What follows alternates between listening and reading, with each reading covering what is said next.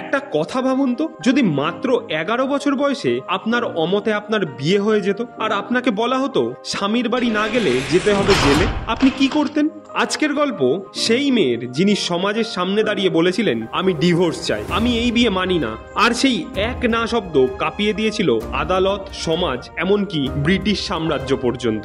আজকের গল্প বীর নারী ডক্টর রুকমাবাই রাউতের, যিনি শুধু ভারতের ইতিহাসে প্রথম ডিভোর্সই নেননি, নারীর সম্মান আর স্বাধীনতার নতুন সংজ্ঞা লিখে গেছেন। 1864 সালে বোম্বেতে জন্মগ্রহণ করেন তিনি। 2 বছর বয়সে বাবা মারা গেলে তার মা দ্বিতীয় বিয়ে করেন ডক্টর সাকারাম অর্জুনকে। সৎ বাবার স্নেহে আর শিক্ষায় বড় হচ্ছিলেন রুকমাবাই। স্বপ্ন ছিল একটাই, বড় হয়ে বাবার মতো ডাক্তার হবেন। কিন্তু আমাদের সমাজ যে নির্মম, মাত্র 11 বছর বয়সেই বিয়ে দিয়ে দেওয়া হয় দাদাজি ভিকাজির সাথে। কিন্তু রুকমাবাই তিনি বললেন আমি পড়তে চাই, আমি এই বিয়ে চাই না। ফিরে এলেন বাবা মায়ের কাছে। স্ত্রীকে জোর করে ফিরিয়ে আনার জন্য আদালতে মামলা করলেন ভিকাজি। আদালত রায় জানালো স্বামীর বাড়ি যাও, নয়তো 6 মাসের জেল খাটো। রুকমাবাই মাথা উঁচু করে বললেন জেলে যাব, তবুও নিজের অধিকার ছাড়বো না। এক নারীর এই জেদ দেখে রানী ভিক্টোরিয়া নিজে হস্তক্ষেপ করলেন আর জেলের সাজা থেকে মুক্তি মিলল রুকমাবাই। তারপর তিনি গেলেন লন্ডনে, মেডিসিন নিয়ে পড়াশোনা করে ভারতে ফিরলেন প্রথম মহিলা ডাক্তারদের একজন হিসাবে। আর তার এই লড়াই থেকেই